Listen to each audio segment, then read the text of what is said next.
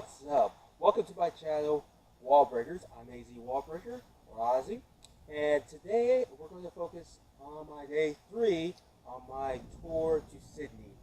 This tour involves going to the Australian Museum and be able to hold spiders.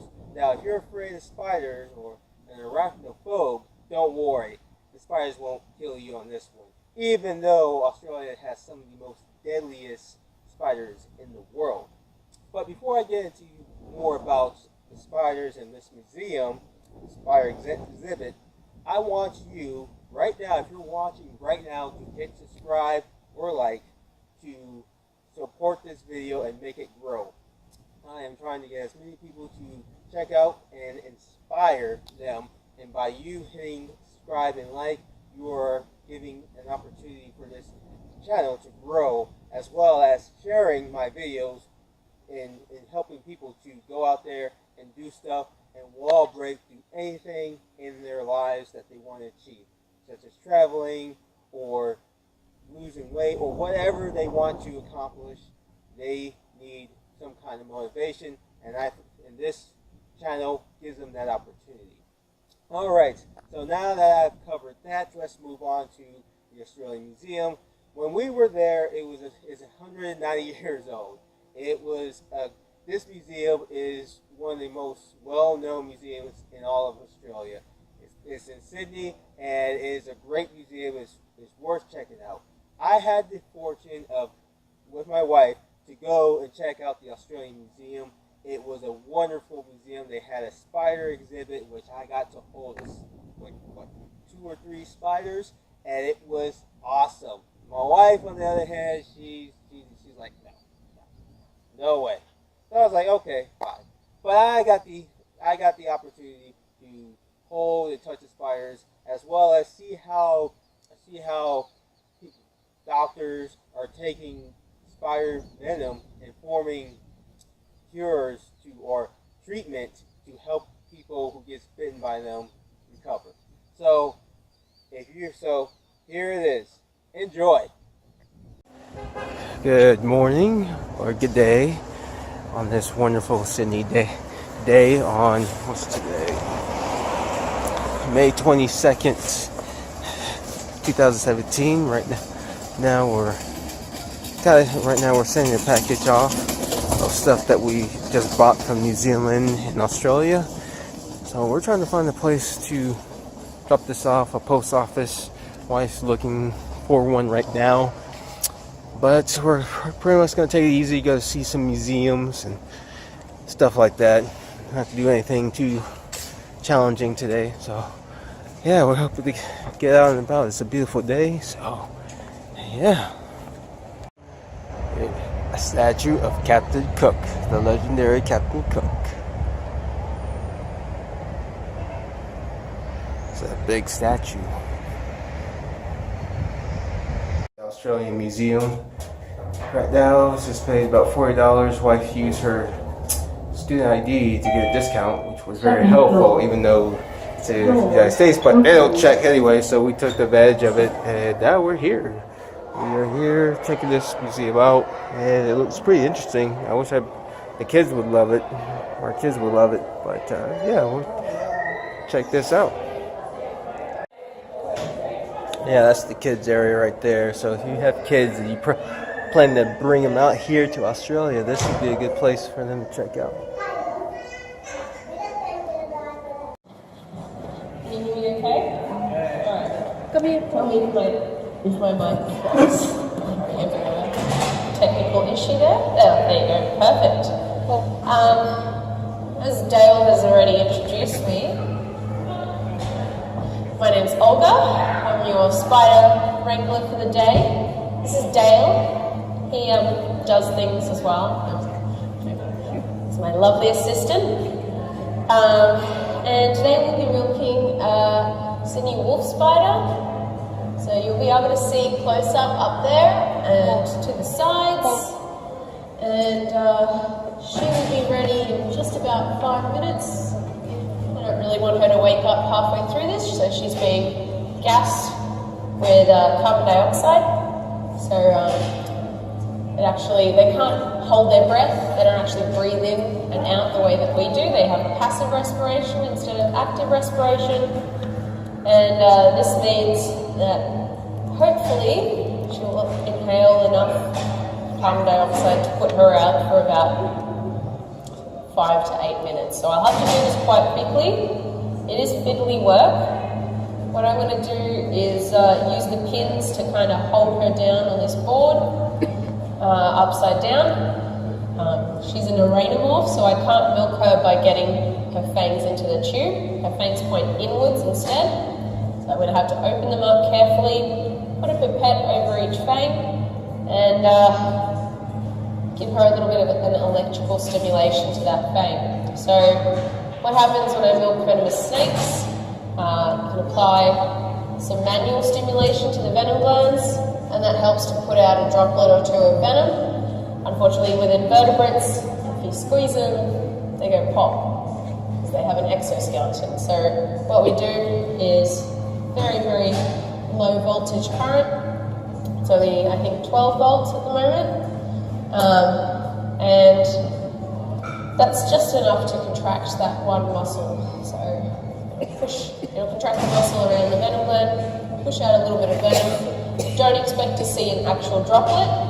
The thing about venom is it's extremely concentrated, so you don't need very much for it to have an effect. I'm still sick, sorry. So, yeah, so hopefully we'll get a little bit out of her. Now,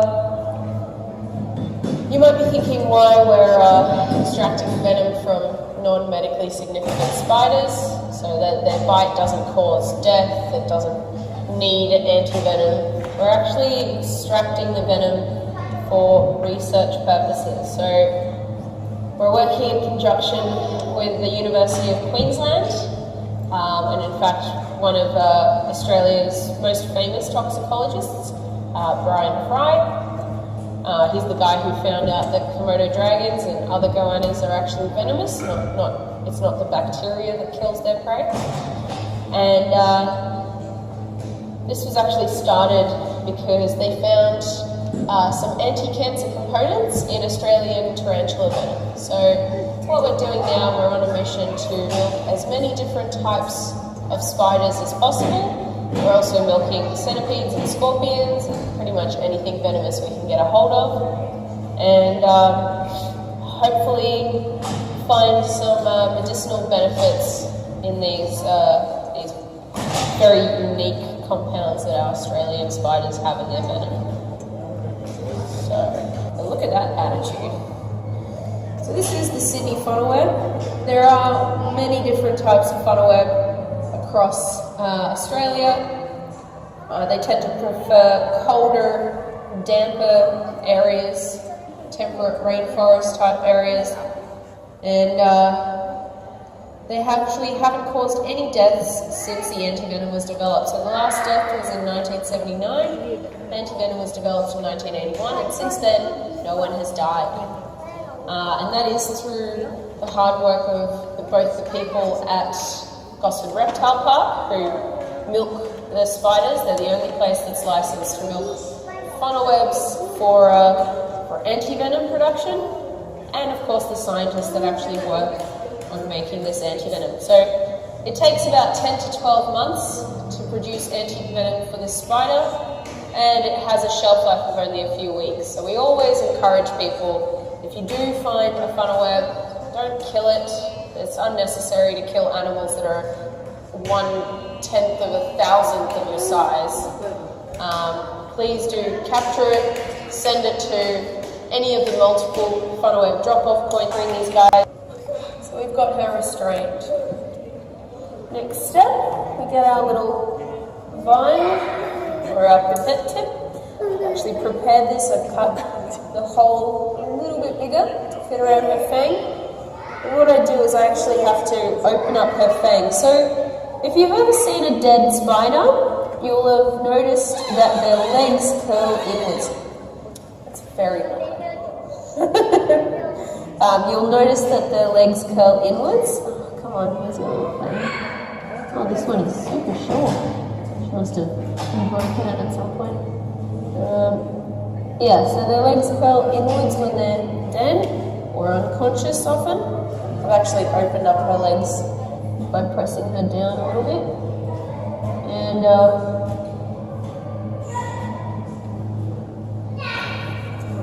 oh, that was a pin. Oops. And that's actually because these guys don't have any extensor muscles in their limbs. Sorry, I'm not sure if anyone owns that child. Can we just keep it down like to a low roar? I'm just trying to focus. I'm going to get bitten if I don't. Thank you. I'm so sorry. I know children and the laughter of children is an amazing sound, but this is fiddly work. Alright. Let me get the other fang. That one looks a little bit stunted. So these guys don't actually have extensor muscles, they only have flexors. Wow, the fangs are tiny. What a strange species. Maybe this is why she never eats, or she's managed to break them or something. So these are wild caught. We get people bringing them in for us to milk.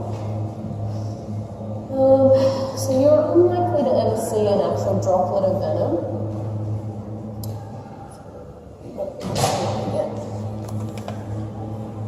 So yeah, in order to extend their limbs, they actually use the hydraulic pressure of their body.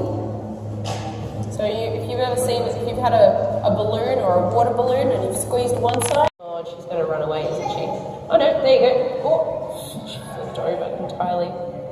They use their silk to defend themselves from predators and capture prey. Oh my gosh, I thought I got a nice one.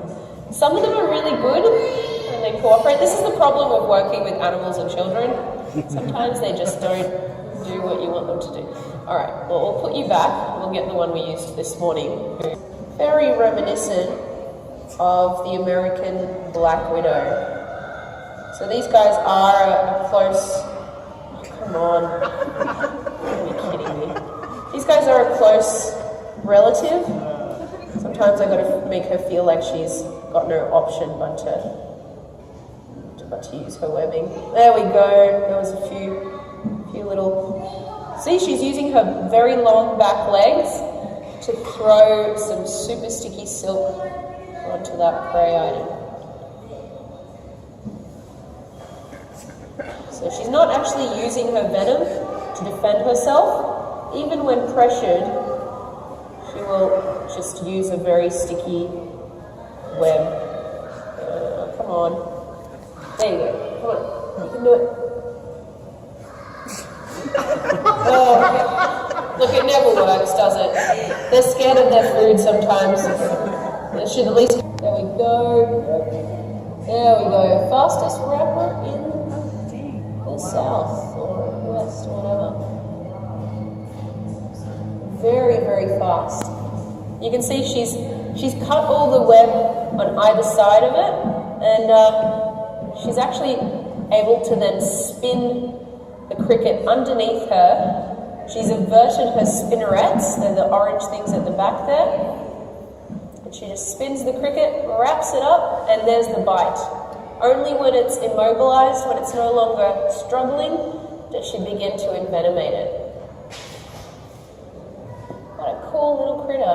Thank goodness someone actually performed today.